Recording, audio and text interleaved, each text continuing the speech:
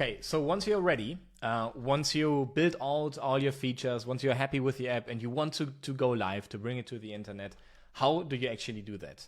So this is very straightforward on Replit. You actually open a new window here and you search for deployment.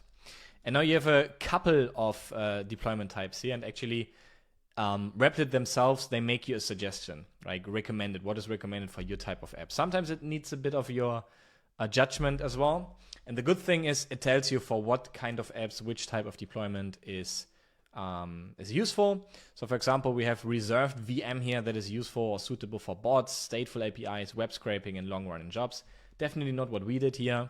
We have autoscale that, you know, when you go viral, for example, like for most apps that maybe have like tons of users, right? Suitable for web apps and status APIs as well. You have static pages, which is more like what we built here, right? Suitable for HTML, CSS, JavaScript sites, and then scheduled as well, which is for internal tools, one-off task, and cron jobs. So for example, we would pick static pages here, and then set up your deployment, and you type in the type of domain you would like. And this would first have a replit.app domain. Once you did that, you can also configure your personal domain. That would be, for example, when you purchased a domain on GoDaddy or Namecheap, etc. You can build it up, such I have it here with the minuteleprompter.com. And for the sake of showcasing that, I can also show you how it looks like here.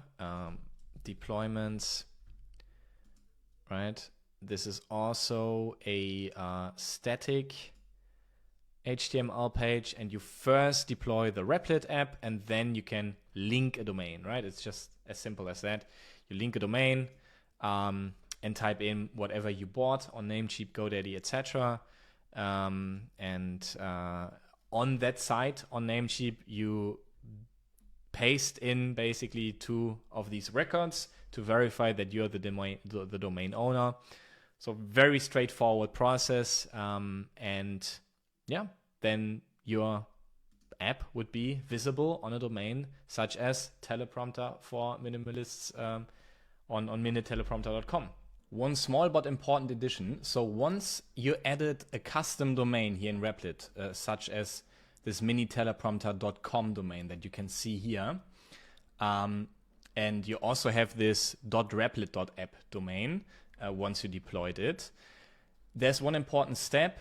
In case you used Google Firebase, so Google, as an authentication method, for example. So if you set that up, the database, storage, and authentication on Firebase, then there's one step left. And you might remember when we set up the environment here, we just pasted in the dev domain here as one of the authorized domains. And now we actually also have to authorize these deployed domains. So users can really use that sign-in method, for example, when they directly go to minuteleprompter.com.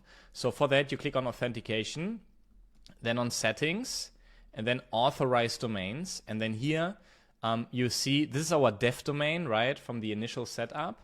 And what we would do now is go to add domain, back to Replit, copy our real deployed domain, add that one. I will cancel this now.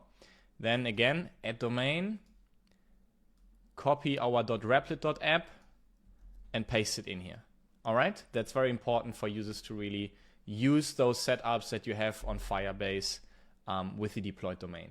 So yeah, it's as easy as that. And that is the whole workflow of how you can deploy your apps to the internet.